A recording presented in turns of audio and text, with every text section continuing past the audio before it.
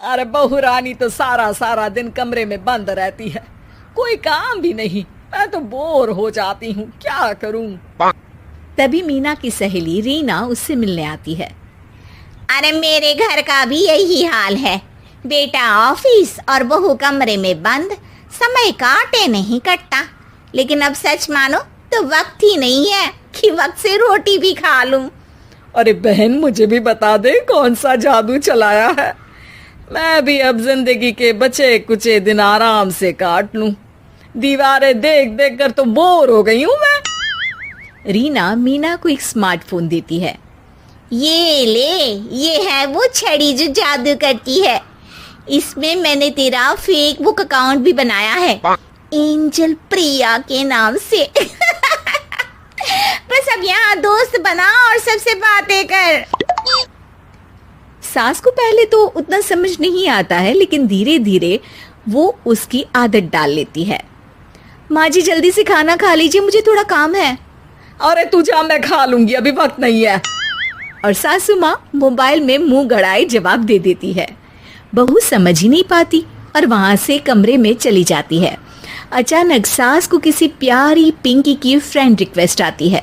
अरे वाह, ये तो कोई प्यारी सी लड़की लगती है, बात करती हूँ। सास फ्रेंड रिक्वेस्ट अपनाकर बात करने लगती है। अब क्या था, सास सारा दिन उस सहेली से बात करती, अपनी कहती, उसकी सुनती। एक दिन सास फोन पर ही सरगड़ाए। अरे बहू, जरा मंदिर के लिए थाली सजा दे, आज कीर्तन है। बहू फोन पर किसी को मैसेज टाइप करते कहती है। माँ जी क्या है, अब मुझे क्या पता कि आपको कौन कौन से भगवान की पूजा करनी होती है। तभी सास के पास कोई मैसेज आता है। अच्छा अच्छा ठीक है, रहने दे, मैं ही कर लूंगी। अब मैंने मना थोड़ी ना किया है, कर देती हूँ मैं। अब मैंने भी बोला ना कि थोड़ी देर में बात करती हूँ, तो मैं ही कर लेती हूँ, तू जा अपने कमरे में। बहू वहां से चली जाती है। सास मंदिर पहुंचती है और मंदिर की सीढ़ियों पर बैठकर सास फोन पर लिखती है। अरे मेरी बहू सारा दिन अपने कमरे में बैठी रहती है। वहां से रिप्लाई आता है। मैं आपकी बहू को तो जानती नहीं हूँ, लेकिन हाँ एक बात है, हो सकता है आपने उसे ताने दिए होंगे या फिर उसका दिल दुखाया होगा। ऐसा करने पर बहुओं का मन ससुराल से हट जाता है। याद रखिए, बहू और बेटी में फर्क होता है। सास घर जाती है और बहू से बड़े ही प्यार से बात करती है, उसके लिए खाना बनाती है, उसे गिफ्ट में साड़ी भी देती है। जिसके बाद अगले दिन, माँ जी चलिए, आज मैं भी आपके साथ मंदिर चलती हूँ, आते वक्त भोले भैया के गोलगप्पे खा कर आएंगे। अरे हाँ बहू, ये तो अच्छा है, चलो। सास मन में सोचती है कि उसकी फेसबुक वाली दोस्त कितनी अच्छी है। उसके समझाने से उसे उसकी बहू वापस मिल गई। वो बहू को अपनी दोस्त के बारे में बताने का सोचती है, लेकिन फिर चुप हो जाती है। बहू फोन पर टाइप करती है।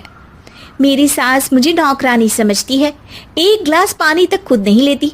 मन तो करता है कि बोल दूं, मैं बहू हूँ, कोई नौकरानी नहीं। वहां से रिप्लाई आता है। देखो, तुम्हारी सास को तो मैं भी नहीं जानती, लेकिन वो बुजुर्ग होंगी।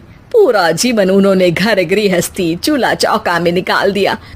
और फिर तुम ये भी मत भूलो कि जिस पति पर तुमको इतना गर्व है, उसे भी शिक्षा उन्होंने ही दी है।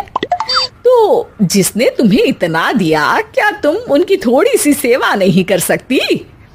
बहू भी अगले दिन से सास का सारा काम करती, उनके पैर दबाती, उनका ख्याल रखती, उनके साथ घूमने जाती। एक दिन सास, बहू ये लो मेरा हीरे का हार। पहले तो सोचा था कि अपनी बेटी को दूंगी, लेकिन आज जब मेरे हाथ पैर में दर्द था तो तुम मेरा साथ दे रही थी। समय पर खाना पानी देकर तुमने ही मेरा बुढ़ापे में साथ दिया। उसके हिस्से का बहुत कुछ मैं उसे दे चुकी हूँ, लेकिन ये अब तेरा। बहू तो ये देखकर खुशी से उछल ही जाती है। वो सास को गले लगाकर कहती है। माँ जी आप सच में बहुत अच्छी है। भला हो उस एंजल प्रिया का जिसने मुझे आपसे वापस मिलवा दिया, वरना मैं तो हमेशा आपको गलत ही समझती। मैं तो सोचती थी काश वो एंजल प्रिया मेरी सास होती। क्या नाम लिया बहू? एंजल प्रिया तेरी फेसबुक फ्रेंड है?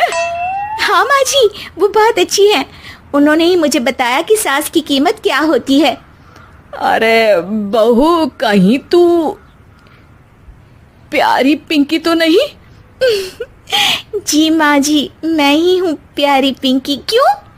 सास बहू को गले लगाकर कहती है। मैं भी यही सोचती थी कि काश प्यारी पिंकी मेरी बहू होती। शुक्रिया बहू। सासू माँ, शुक्रिया तो हम दोनों को फेसबुक और सोशल मीडिया का करना चाहिए, जिसने हम दोनों को एक दूसरे से दिल से मिला दिया। अब तक दोनों को समझ आ गया था कि जो खुशी वो बाहर ढूंढ रहे थे, सच में तो वो उनके घर में ही थी।